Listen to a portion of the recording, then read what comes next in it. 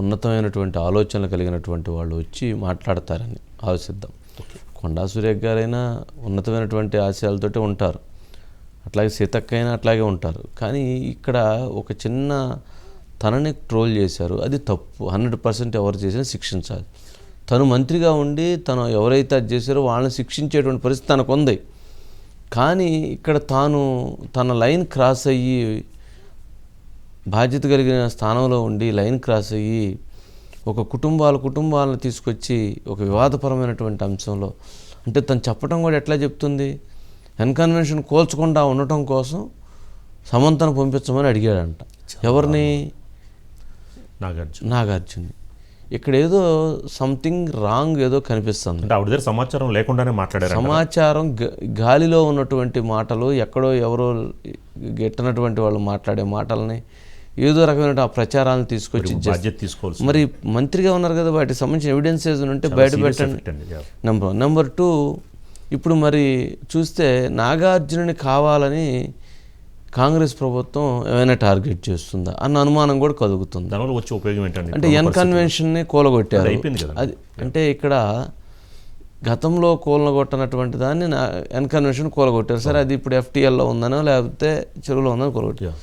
ఇప్పుడు కూడా నాగార్జునని ఇక్కడ లాగారు.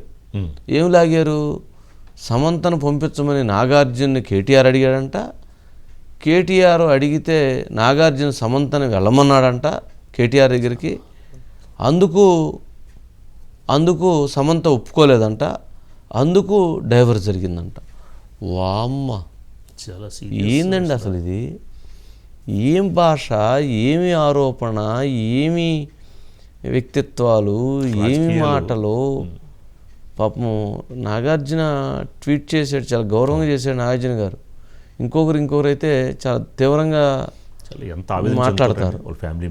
ఆయన అప్పటికీ చాలా గౌరవనీయులైన మంత్రి గారు, మీ వ్యాఖ్యలు అవాస్తవం, అబద్ధం, మీరు మమ్మల్ని రాజకీయాల్లోకి లాగవద్దు, మీరు చెప్పిన అని చాలా మీరు వాటిని మాటలను వెనక్కి తీసుకోవడానికి గౌరవంగా కోరాడు నాగార్జున. అరే అసలు అంటే ఇది చూస్తుంటే ఆయన మీద ఏమైనా ఎవరికైనా వ్యక్తిగతంగా కోపం ఉండి ఈ రకంగా ఆయన్ని తీసుకొస్తున్నారా, ఈ రకంగా ఆయన మీద దాడికి పాల్పడుతున్నారా అనేటువంటిది సురేఖ గారు కదండి ఇలాంటి వ్యాఖ్యలు చేయడం. అంటే సురేఖ గారు ఒక సఫర్ అవ్వచ్చు, కానీ నాగార్జున కుటుంబం ఏ రకమైన సఫర్ అవ్వాలి అంటే ఏ రకంగా వాళ్ళని మార్కెట్లో తీసుకెళ్తారు, ఏ రకంగా దాని మీద ట్రోల్ చేస్తారు. వ్యక్తిత్వాన్ని చంపేస్తున్నారు కదండి. వ్యక్తిత్వాన్ని చంపే అర్హత మనకెక్కడుంది? సరే, ఏం చేస్తాం, బయట ఏమైనా ఉన్నాయి వీటికి సంబంధించి. ఓం గారు సార్, గుడ్ ఈవినింగ్. వంశీ గారు గుడ్ ఈవినింగ్ అండి. ఏంటి ప్రకాష్ రాజ్ మొత్తానికి సరే మొన్న గతంలో పవన్ కళ్యాణ్ గారి విషయంలో ఆయన రెస్పాండ్ అయినటువంటిది కొంత అభ్యంతరకరంగా ఉన్నప్పటికీ కూడా, కానీ ఈ విషయంలో మాత్రం ఏంటి సిగ్గులేని రాజకీయాలంటూ ప్రకాష్ రాజు తను ప్రశ్నించారు. సినిమా ఆడవాళ్ళంటే అంత చులకన అన్న ప్రకాష్ రాజు సినిమా ఆడవాళ్ళంటేనే కాదండి, మగవాళ్ళను కూడా అదేవిధంగా మాట్లాడారు. మరోవైపు సినిమా ఇండస్ట్రీ కూడా ఇప్పుడు దీని మీద కొంత మాట్లాడేటువంటి పరిస్థితి కనిపిస్తుంది. కొంతమంది రెస్పాండ్ అవుతున్నట్లున్నారు. ఏంటిది వివాదం? అంటే యాక్చువల్లీ సార్, మరి సినిమా రంగం వాళ్ళని టార్గెట్ చేయడం అనేది ఈ మధ్యకాలంలో ఎక్కువైపోయిందండి. అంటే రాజకీయ నాయకులు వాళ్ళ రాజకీయ ప్రయోజనాల కోసము సరే పొలిటికల్గా వేరే పార్టీ వాళ్ళు ఉన్నప్పుడు వాళ్ళ మీద దాడి చేయటము, మాటల యుద్ధాలు చేయటము, ఆరోపణలు, ప్రత్యారోపణలు అన్నది సహజం అండి. నిజానికి ఇప్పుడు కూడా అండి కన్వెన్షన్ ఇష్యూలో సరే ప్రభుత్వం ఒక నిర్ణయం తీసుకుంది, దాన్ని కూల్చేసింది. నాగార్జున సైలెంట్గా ఉన్నారు. చిత్రం ఏంటంటే ఆయన ఇస్తానని చెప్పి వరద బాధితుల సహాయానిధి ఏది ఉందో అది కూడా సుప్రీంకి పంపించారండి రేవంత్ రెడ్డి గారికి. వాళ్ళు ఇచ్చిన మాట ప్రకారం ఆయనేమి ఈ ప్రభుత్వం నా కన్వెన్షన్ కూల్చేసింది కాబట్టి నేను ఎందుకు ఈ ప్రభుత్వానికి ఇవ్వాలి అని కూడా అనుకోలేదు. ఆయన ఏదైతే ఒక గౌరవంగా ఒక ప్రకటన చేశారో, నేను 50 లక్షలు ఇస్తానని 50 లక్షలు సుప్రీం ద్వారా తన మేనకోట్ల సుప్రీం ద్వారా పంపించారండి. అంతవరకు బాగానే ఉందండి. కానీ కన్వెన్షన్ విషయంలో నాగార్జున సమంతాని అడ్డం పెట్టుకుని రాజకీయాలు చేయాలని చూశారు, లేకపోతే నాగార్జునని KTR బ్లాక్మెయిల్ చేయాలని చూశారని చెప్పి ఇంత డైరెక్ట్గానండి. అంటే ఇప్పటిదాకా ఏంటంటే సరే సినిమా రంగంలో ఉండే వాళ్ళ గురించి రకరకాల మాటలు వస్తుంటాయి, పుకార్లు వస్తుంటాయి. అందులో నిజాలు పక్కన పెడితే సరే అవి వినడానికి కానీ మాట్లాడడానికి కానీ చదవడానికి ఇష్టపడే ఒక వర్గం ఉంటుంది కాబట్టి ఇలాంటి వాటికి ప్రచారం జరుగుతుందండి. కానీ ఒక బాధ్యతాయుతమైనటువంటి పొజిషన్లో ఉన్నవిడ, పైగా మహిళ అండి. ఇప్పుడు మన్సూర్ అలీ ఖాన్ లాంటోడు ఏదో సినిమా వాళ్ళని మాట్లాడాడు తమిళనాడులో అంటేనే బాధపడ్డాం. అలాంటిది ఒక మహిళగా ఉండి మంత్రిగా ఉండి అంటే సమంతాని డీఫేమ్ చేయటం కూడా ఇందులో ఉంది కదా, అది ఎందుకు ఆవిడ గుర్తించట్లేదు? సరే నాగార్జున మీద కోపం ఉండొచ్చు, నాగార్జున మీద ఆరోపణలు చేయొచ్చు, కానీ సమంతాని అందులోకి లాగడము, అలాగే రకుల్ ప్రీత్ సింగ్ని ఇందులోకి లాగడము, అంటే కేటీఆర్ని టార్గెట్ చేయడం కోసం మహిళల్ని ఒక మహిళే అడ్డం పెట్టుకోవడం అన్నది మాత్రము ఈ రోజున చాలామందిని విస్మయానికి గురి చేసిందండి. ప్రకాష్ రాజ్ లాగానే సమంతకి డబ్బింగ్ చెప్పేటువంటి డబ్బింగ్ ఆర్టిస్టు అలాగే సింగర్ చిన్మయి కూడానండి చాలా ఆవేదన వ్యక్తం చేసింది. కొద్దిసేపటి క్రితం కోన వెంకట్ కూడానండి విమర్శించారు. అంటే ఇలా ఎలా మాట్లాడతారు మరి అంత దారుణంగా, అంటే నాగార్జున్ని టార్గెట్ చేయడం ఎంతవరకు కరెక్టు? మీ రాజకీయ ప్రయోజనాల కోసం మాట్లాడితే కేటీఆర్ని మాట్లాడి ఆయన చేసిన వాటిని ఓం గారు జనరల్గా ఒక సామెత ఉంటుంది, ఆకొచ్చి ముళ్ళు మీద పడినా ముళ్ళు వెళ్ళి ఆకు మీద పడినా కూడా ఆకుకే నష్టం అని చెప్పని అంటారు అని ఒక సామెత. కానీ ప్రస్తుత రాజకీయ సినిమాల నేపథ్యంలో సినిమా ఇండస్ట్రీ ఆకులాగా మారిందా ఏంటి? 100% అండి. ఇప్పుడు అదే పరిస్థితి ఉందండి. ఇప్పుడు సినిమా వాళ్ళు ఏదైనా కాస్త గట్టిగా మాట్లాడినా వాళ్ళని టార్గెట్ చేస్తారు. బయట వాళ్ళు వచ్చి సినిమా వాళ్ళని టార్గెట్ చేయడానికి కానీ అనడానికి కానీ వాళ్ళ మీద బురద చల్లడానికి కానీ చాలా ఉత్సాహం చూపిస్తుంటారు. దానిని మీడియాలో రకరకాలుగా ఈ ప్రచారం చేయడంతో సినిమా వాళ్ళ పరిస్థితి చాలా దారుణంగా ఉంది. ఎందుకంటే మాట అన్నట్టుగా నిజం చెప్పులు తడుక్కునే లోపు అబద్ధం ఊరంతా తిరిగి వస్తుందని, ఇందులో నిజాలు తెలియడానికి కొంత టైం పడుతుంది. కానీ అబద్ధం ఏదైతే ఉందో అది విపరీతమైనటువంటి ప్రచారాన్ని కాదండి. ఓం గారు, మరి సినిమా ఇండస్ట్రీ అంటే సినిమాలు మనం చూసినప్పుడు సమాజాన్ని మొత్తం మార్పు కోసం వాళ్ళు ప్రయత్నం చేస్తుంటారు. సినిమాలో ఎవరైతే విలన్స్ని లేక ఎవరైతే సమాజానికి చెడు చేసేటువంటి వాళ్ళని వేటాడి వాళ్ళందరినీ కంట్రోల్ చేస్తుంటారు. కానీ ఇటీవల వస్తున్నటువంటి మరీ సినిమాల్లో అయితే ఒక్కొక్క హీరో ఈ చెడు చేస్తున్నటువంటి వాళ్ళని 100 మందినో 200 మందినో ఒక కత్తి తీసుకొని నరుకుతా పోతే ఇంకా మొత్తానికి అక్కడికక్కడ భూస్థాపితం చేయటం, రాజకీయాల్లో ప్రక్షాళన తీసుకొచ్చేటువంటి అనేక సినిమాలు, రాజకీయాల్లో మార్పులు తీసుకొచ్చేటువంటి అనేక సినిమాలు, రాజకీయాల్లోకి వచ్చేసి మొత్తం రాజకీయాలనే మార్పు చేసినటువంటి అనేక సినిమాలు, ఇలాంటివి ఎన్నో సినిమాలు, ఎన్నో చైతన్యవంతమైనటువంటి ఆదర్శవంతమైనటువంటి ఆలోచనాత్మకమైనటువంటి సినిమాలను తీస్తున్నటువంటి వీరు మరి ఆకులాగా ఎందుకు ఉండిపోతున్నారు, ముళ్ళులాగా ఎందుకు మారట్లేదు? ముళ్ళులాగా మారి ఎవరైతే ఈ వ్యవస్థలని దుర్మార్గంగా నాశనం చేస్తున్నటువంటి వారి పట్ల ఎందుకు యాక్షన్లోకి దిగలేకపోతున్నారు? సినిమా నటన వరకైనా వారి జీవితాలు, నటన తరువాత నిజ జీవితంలో వారి జీవితాలు మరీ ఆకులాగా ఉండిపోతున్నాయా? అంటే సినిమా రంగంలో వాళ్ళు చాలా సెన్సిబుల్గా ఉంటారండి. అంటే అన్ని వర్గాల వాళ్ళు మనకు కావాలి, మనం అందరితో మంచిగా ఉండాలి, అందరి ఆదరణ పొందాలి, మన సినిమాలని అందరూ చూడాలి. మనం ఒక పార్టీ స్టాండ్ తీసుకున్నా, లేకపోతే ఒక మతాన్ని భుజాన్ని వేసుకున్నా, లేకపోతే ఇంకెవరినో కనుక చేసిన చర్యని మనము ప్రశంసించినా మన మీద ఏదైనా ముద్ర పడుతుందేమో అనేటువంటి భయము అగ్ర నిర్మాతలకు కావచ్చు, దర్శకులకు కావచ్చు, హీరోలకు కావచ్చు ఉంటుందండి. కానీ వేరే సరే సినిమా రాసే రచయితలు వాళ్ళందరూ కూడా సమాజానికి ఏదో ఒక మంచి చెప్పాలి, మనము ఇన్ని కోట్ల మందిని ప్రభావితం చేసే మీడియా కాబట్టి దీన్ని ఒక పాజిటివ్ వేలో ఉపయోగిద్దామని మీరు అన్నట్టుగా ఒక మంచిని ఫైనల్గా, అంటే సినిమా ఎలా ఉన్నా కానీ చివరిలో ఫైనల్గా ఒక మంచిని హైలైట్ చేస్తూ సినిమాని ముగించడం అనేది ఉందండి. కానీ ఈ రోజున సమాజంలో అన్ని రంగాలలోనూ విలువలు పతనం అయిపోతున్న నేపథ్యంలో సినిమా రంగంలో కూడా మేకింగ్ పరంగా కొంత అది కూడా డౌన్ అయిన మాట వాస్తవం అండి. అయితే అదే సినిమాలు ప్రభావం సమాజం మీద ఉందా, సమాజం ప్రభావమే సినిమా కథల మీద ఉంటుందా అంటే అదొక పెద్ద చర్చ. కానీ ఏదైనా కానీ సినిమా వాళ్ళు సున్నిత మనస్కులు, వాళ్ళని టార్గెట్ చేయడం అనేది ప్రతి ఒక్కరికి చాలా తేలికండి. ఒక చిన్న ఇదిగో తోకంటే అదిగో పులి అన్న టైపులో అలా మారిపోయిందండి. సినిమా రంగానికి చెందిన వాళ్ళది ఏంటంటే టేక్ ఇట్ గ్రాంట్ అన్నట్టు కూడా అయిపోయింది. అంటే పర్టికులర్గా ఓం గారు ఈరోజు నాగార్జున ఆకు లాంటి పరిస్థితి అయి ఉండొచ్చు, సమంత ఆకు అయి ఉండొచ్చు, రకుల్ ప్రీత్ సింగ్ ఆకు అయి ఉండొచ్చు, నాగ చైతన్య ఆకు అయి ఉండొచ్చు.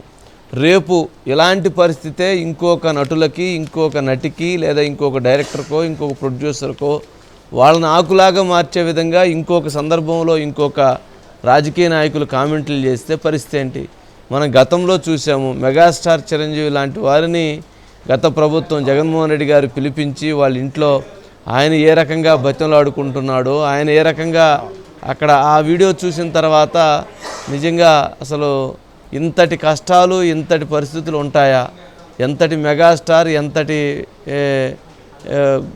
వ్యక్తి ఈ రకమైనటువంటి పరిస్థితులకు మారాడా అని అనిపించింది. అంటే ఆ రోజు బాధ కలిగినటువంటి అంశాలు అవి. అవును. అంటే అన్ని రకాలుగా ఆ రకంగా మరి మారిపోతుందా ఇండస్ట్రీ? ప్రశ్నించడం అంటే ఈరోజు నాగార్జునకు వచ్చింది, రేపు ఇంకొకరికి వస్తే, గతంలో చిరంజీవికి వచ్చింది, మరి ఇంకో తర్వాత ఇప్పుడు రేపు ఇంకొకరికన్నా వస్తే, ఇంకొక పొలిటీషియన్ ఇంకొక రకంగా ఇంకొకరిని మాట్లాడితే, ఇంకొక రకంగా అసలు ఇండస్ట్రీనే మాట్లాడితే ఏంటి అసలు? ఓం గారు ఏం జరుగుతుంది? అంటే యాక్చువల్గా అండి ఈ విషయంలో అంటే సినిమా రంగానికి చెందినటువంటి ప్రైమరీ బాడీస్ ఉంటాయి కదండి, ఫిలిం ఛాంబర్ కావచ్చు, నిర్మాతల మండలి కావచ్చు, అందులో ఉన్నటువంటి పెద్దలు వాళ్ళ వ్యక్తిగత ఇష్టాయిష్టాలను పక్కన పెట్టి వాళ్ళకి పొలిటికల్గా ఏ పార్టీతో అనుబంధం ఉంది, ఏ పార్టీతో వాళ్ళు మమేకమై ఉన్నారు అన్న విషయాన్ని పక్కన పెట్టి సినిమా రంగంలోని ఒక ప్రముఖుడిని, పైగా నాగార్జున చిన్న చిత్క కాదు కదండి, ఒక లెజెండరీ పర్సనాలిటీ ఉంది. నాగేశ్వరరావు గారి అబ్బాయి, ఆయన తర్వాత కూడా నాగార్జున తర్వాత జనరేషన్ కూడా సినిమా రంగంలోనే ఉంది. అలాంటి వ్యక్తినే ఈరోజు ఇంత దారుణంగా టార్గెట్ చేసి వాళ్ళ ఇంటిలో కొంతకాలం కోడలుగా ఉన్న ఆవిడని అడ్డం పెట్టుకుని బురద జల్లుతూ ఉంటే సినిమా రంగంలో ఉన్నటువంటి ఈ ప్రైమరీ బాడీస్కి చెందిన వాళ్ళు ఖచ్చితంగా ఒక ఖండన అయితే ఇవ్వాలండి.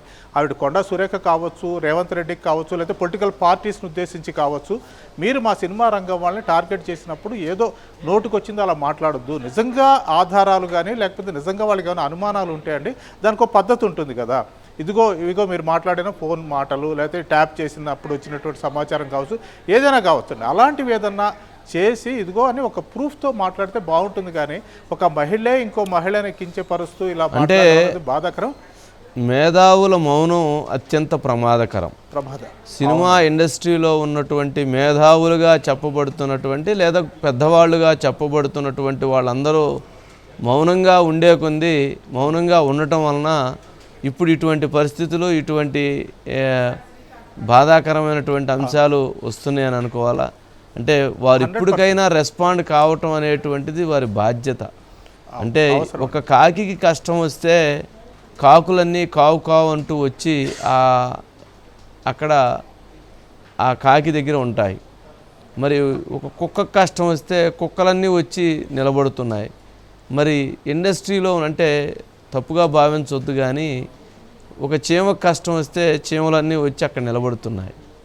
కానీ ఒక ఇండస్ట్రీలో ఉన్నటువంటి ఒక వ్యక్తికి కష్టం వస్తే, ఒక ప్రముఖ వ్యక్తికో లేకపోతే ఇంకా ఎవరన్నా కావచ్చు, ప్రముఖ వ్యక్తి కావచ్చు, చిన్న వ్యక్తి కావచ్చు, కష్టం వస్తే కూడా అంటే ఇండస్ట్రీలో ఉన్నటువంటి సంఘాలో లేకపోతే అసోసియేషన్సో లేకపోతే దాంట్లో ఉన్నటువంటి పెద్దలో లేకపోతే దాంట్లో ఉన్నటువంటి వాళ్ళు మాట్లాడకపోవటం అనేటువంటి పరిస్థితి చూసినప్పుడు అది ఆ ఒక్క సినిమా రంగంలోనే కాదులేండి ఓం గారు, మరి అత్యంత సిగ్గుతో తలదించుకోవాల్సిన అంశం ఏంటంటే మీడియా రంగం కూడా అలాగే తయారైంది. వారొక్కరినే అనలేము, మనం కూడా దాంట్లో ఒక భాగమే అయిపోయాము. కాకపోతే మనకున్నటువంటి అవకాశం ఏంటంటే మనం మాట్లాడగలుగుతాం కాబట్టి స్క్రీన్ మీద నుంచొని మాట్లాడగలుగుతున్నాము. ఎందుకంటే తప్పుకొని పారిపోలేం కదా, వాళ్ళలాగా తల ఉంచుకొని వెళ్ళిపోలేం కదా, అందుకని మనం మాట్లాడుతున్నాము. వాళ్ళు పాపం మాట్లాడలేనటువంటి నిస్సహాయ స్థితిలో ఉన్నందుకు నాకు మనకి ప్రజలకి కూడా కొంత సిగ్గుగా ఉంది. సిగ్గుగా ఉంది కదండి. 100%. అందుకేనండి ఇలాంటి సందర్భాలలో అంటే ఒకసారి కనీసం ఒక బాడీని వేయాలండి. ఒకసారి వీళ్ళందరూ మాట్లాడితే, ఒకసారి వీళ్ళందరూ ఫైట్ చేయగలిగితే, రెండవసారి ఇలాంటి వ్యాఖ్యలు చేయాలంటే ఎవరైనా కొంచెం ఆలోచిస్తారు. నెంబర్ 2, ప్రభుత్వాలు అనేటువంటివి 5 సంవత్సరాలు అధికారంలో ఉంటాయి, పోతాయి. కానీ సినిమా ఇండస్ట్రీలో ఉన్నటువంటి వాళ్ళు వాళ్ళ జీవితకాలం మొత్తం సినిమా ఇండస్ట్రీలో వాళ్ళు కొనసాగుతారు. మరి అలాంటిది వారు ఎందుకు ప్రశ్నించలేని తత్వంలోకి, అడగలేనటువంటి ప్రశ్నించాల్సిన అవసరంలా ఖండించేటువంటి తత్వంలోకి కూడా రాలేకపోతున్నారని అంటే అబ్బా నిజంగా ఏంటో ఇది. సరేలేండి ఓం గారు, వంశీ గారు ఫైనల్గా ఇప్పుడు మరి ఏమన్నా ఇండస్ట్రీ అసలు దీని మీద పాపం నాగార్జున గారు ఏమన్నా మాట్లాడారా ఏమన్నా వారితోటి మీరు పాపం వారు ట్వీట్ నాగార్జున గారు ఇంకా మీడియా ముందుకైతే రాలేదండి, ఓన్లీ ట్వీట్ చేశారు. అయితే సినిమా రంగంలోని వాళ్ళు కొందరు ఇందాక చెప్పినట్టుగా కోర వెంకట్ కావచ్చు, చిన్మయి కావచ్చు, వీళ్ళందరూ కూడా రెస్పాండ్ అవుతున్నారని నాకు తెలిసి మరి కాసేపట్లో సమంత కూడా మాట్లాడుతుంది.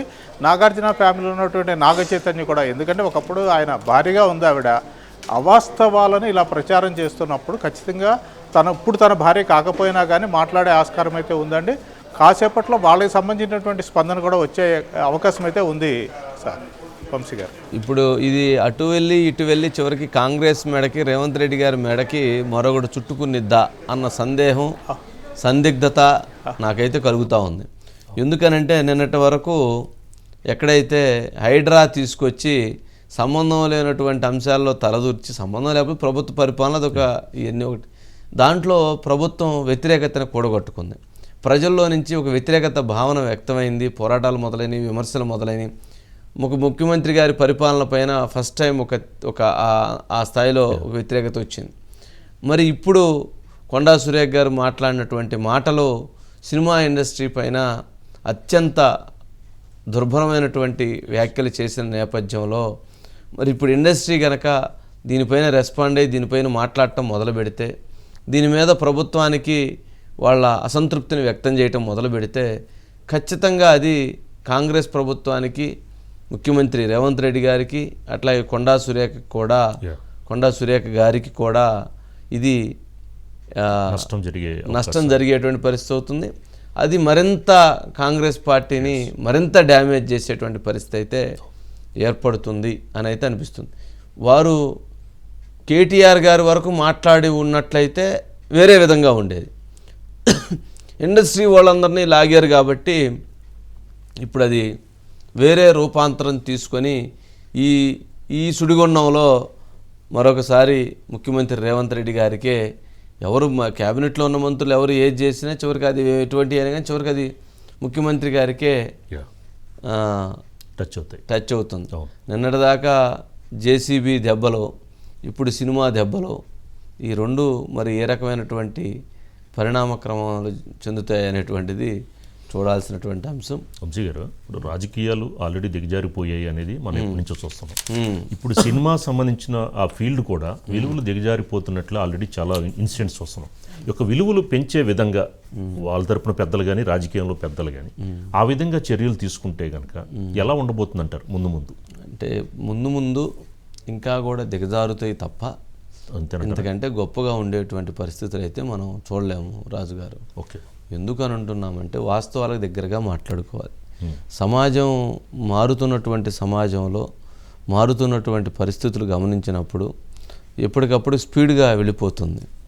మరి మన సినిమాలు చూస్తున్నాం, గతంలో నిండుగా కట్టుకునేటువంటి చీర దగ్గర నుంచి ఇప్పుడు ఇంత పిలకలు వేసుకునేదాకా వచ్చేసినటువంటి పరిస్థితి వచ్చేసింది, మారిపోతుంది.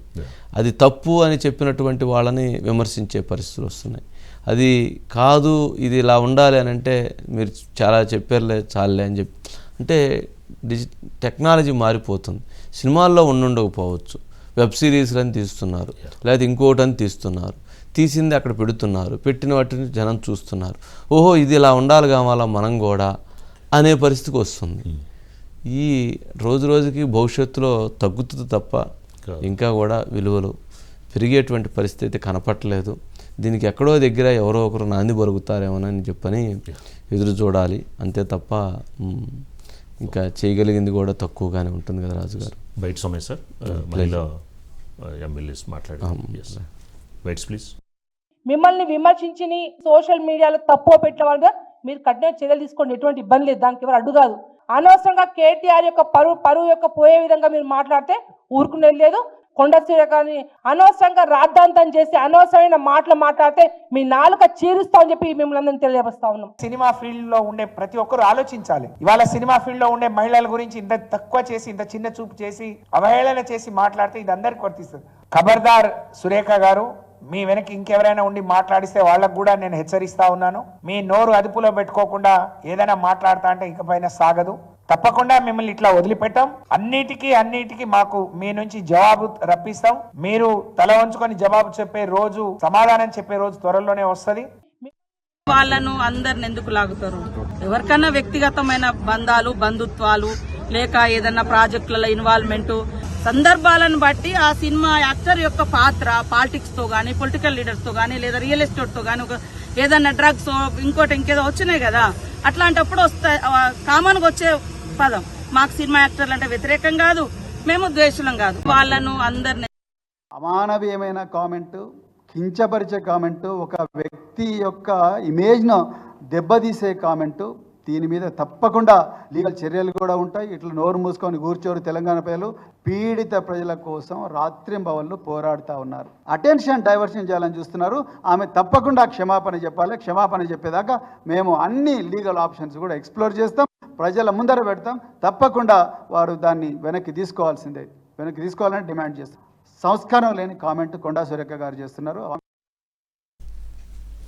మళ్ళీ బీఆర్ఎస్కి వాయిస్ ఇచ్చినట్టయింది, సినిమా ఇండస్ట్రీకి వాయిస్ ఇచ్చినట్టయింది. దీనిపైన కేటీఆర్ గారు స్పందించే అవకాశం ఉంటుంది కదా? ఖచ్చితంగా రెస్పాండ్ అవుతాడు, ఖచ్చితంగా మాట్లాడతాడు, ఎందుకంటే ఆయన ఖచ్చితంగా మాట్లాడతారు. దీన్ని కూడా పరువు నష్టం వేసే అవకాశాలు కూడా ఏమైనా జరగవచ్చు, ఇక దాన్ని ఫేస్ చేయాలి కదా.